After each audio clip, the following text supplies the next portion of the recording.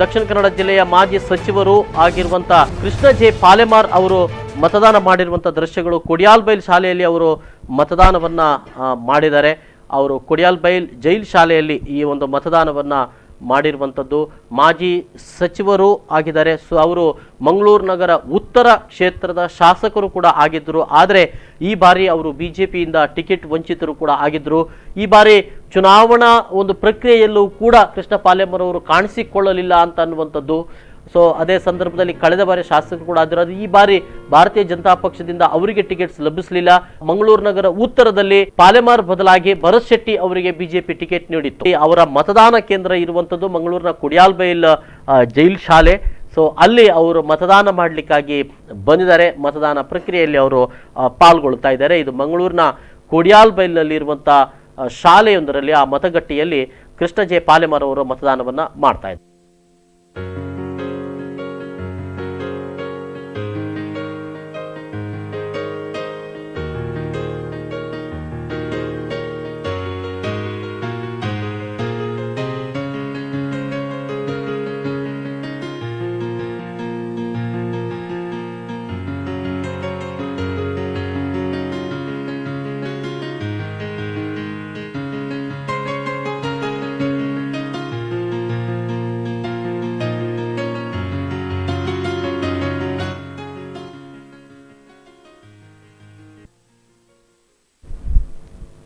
Krishna J Palemar ಅವರು ಮಂಗಳೂರು ನಗರ ಉತ್ತರ ಕ್ಷೇತ್ರದಲ್ಲಿ ಈ ಹಿಂದೆ ಅವರು ಭಾರತೀಯ ಜನತಾ ಪಕ್ಷದ ಶಾಸಕರಾಗಿದ್ದರು.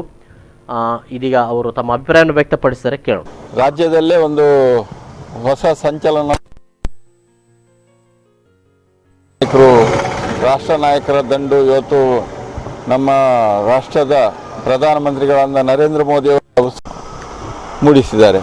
ಇವತ್ತು ರಾಜ್ಯಾದ್ಯಂತ ಎಲ್ಲ ಕಡೆಯಲ್ಲಿ ಒಂದು ಹೊಸ ಹುರುಪು ಎಲ್ಲ ಜನರಲ್ಲಿ, ಎಲ್ಲ ಮತದಾರರಲ್ಲಿ ತುಂಬಿದೆ. ಅದೇ ರೀತಿಯಾಗಿ ದಕ್ಷಿಣ ಕನ್ನಡ ಜಿಲ್ಲೆಯಲ್ಲಿ ಕೂಡ ಮೊದಲಿನಿಂದ ಭಾರತೀಯ ಜನತಾ ಪಕ್ಷದ ಪರವಾಗಿದ್ದಂಥ ಜಿಲ್ಲೆ ಇವತ್ತು. ಈ ಭಾರತೀಯ ಜನತಾ ಪಕ್ಷದ ಪರವಾಗಿದ್ದದರಿಂದಾಗಿ ಈ ವರ್ಷ ನಾವು ಕಳೆದ ಬಾರಿ ಏನಾದರೂ ಸೋಲು ಸ್ವಲ್ಪ ಹೆಚ್ಚು ಕಡಿಮೆ ಆಗಿ ಸೋಲು ಬಂದಿರ್ಬೋದು. ಆದರೆ ನಿರಂತರವಾಗಿ ಭಾರತೀಯ ಜನತಾ ಪಕ್ಷಕ್ಕೆ ಹೆಚ್ಚು ಮತದಾನ ಹೆಚ್ಚು ಪ್ರೋತ್ಸಾಹವನ್ನು ಉತ್ಸವದಿಂದ ಮಾಡ್ತಿದ್ದರು. ಇದರಿಂದಾಗಿ ಇವತ್ತು ನಾವು ಭಾರತೀಯ ಜನತಾ ಪಕ್ಷ ಗೆದ್ದು ಬರ್ತಿತ್ತು. ಅದೇ ರೀತಿಯಾದಂಥ ವಿಶೇಷವಾದಂಥ ಹುರುಪು ದಕ್ಷಿಣ ಕನ್ನಡ ಜಿಲ್ಲಾದ್ಯಂತ ನಡೀತಾ ಇದೆ.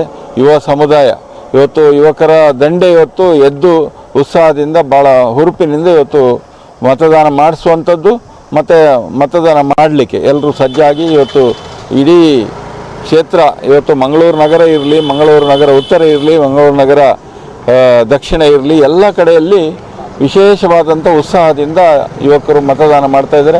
ಹಾಗೆ ಸಾರ್ವಜನಿಕರು ಕೂಡ ಮತದಾನ ಮಾಡ್ತಾ ಇದ್ದಾರೆ. ಅದರಿಂದಾಗಿ ಮುಂದಿನ ದಿನಗಳಲ್ಲಿ ಭಾರತೀಯ ಜನತಾ ಪಕ್ಷ ಗೆದ್ದು ಬರ್ತದೆ. ಇವತ್ತಿನ ಟ್ರೆಂಡ್ ನೋಡುವಾಗ ಇಡೀ ರಾಜ್ಯದಲ್ಲಿ 150 ಸ್ಥಾನಗಳಿಗೂ ಹೆಚ್ಚು ಇವತ್ತು ನಾವು ಸ್ಥಾನವನ್ನು ಗೆದ್ದು ಬಂದು ಅಧಿಕಾರದ ಚುಕ್ಕಾಣಿಯನ್ನು ಹಿಡಿತೇವೆ. ಭಾರತೀಯ ಜನತಾ ಪಕ್ಷದ ಅಧ್ಯಕ್ಷರಂತ ಸನ್ಮಾನ್ಯ ಯಡಿಯೂರಪ್ಪನವರು ಮುಖ್ಯಮಂತ್ರಿಗಳಾಗ್ತಾರೆ ಅಂತ ಹೇಳುವಂಥದ್ದೊಂದು ವಿಶ್ವಾಸ ನಮ್ಮೆಲ್ಲರಿಗೂ ಮೂಡಿದೆ.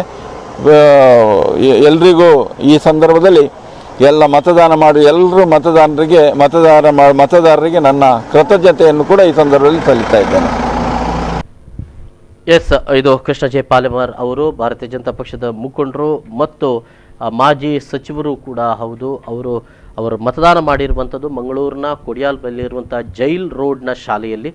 ಈ ಶಾಲೆಯಲ್ಲಿ ಅವರು ಮತದಾನವನ್ನು ಮಾಡಿದ್ದಾರೆ ಅಂತನ್ನುವಂಥದ್ದು ನಾವಿಲ್ಲಿ ನೋಡ್ತಾ ಇದ್ದೇವೆ. ಮಂಗಳೂರಿನ ಡಯಟ್ ಸ್ಕೂಲ್ನಲ್ಲಿ ಅವರು ಮತದಾನವನ್ನು ಮಾಡಿದ್ದಾರೆ, ಅಲ್ಲಿರುವಂಥ ಮತದಾನ ಕೇಂದ್ರದಲ್ಲಿ ಅಂತನ್ನುವಂಥದ್ದು.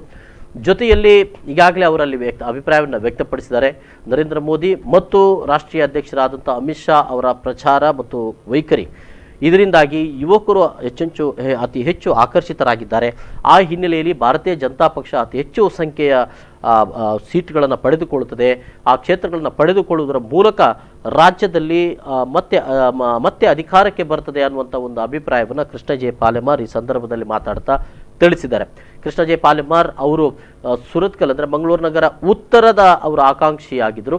ಆದರೆ ಅವರಿಗೆ ಟಿಕೆಟ್ ಲಭಿಸಲಿ, ಅವರ ಬದಲಾಗಿ ಭರತ್ ಶೆಟ್ಟಿ ಅವರಿಗೆ ಟಿಕೆಟ್ ಲಭಿಸಿರುವಂಥದ್ದು.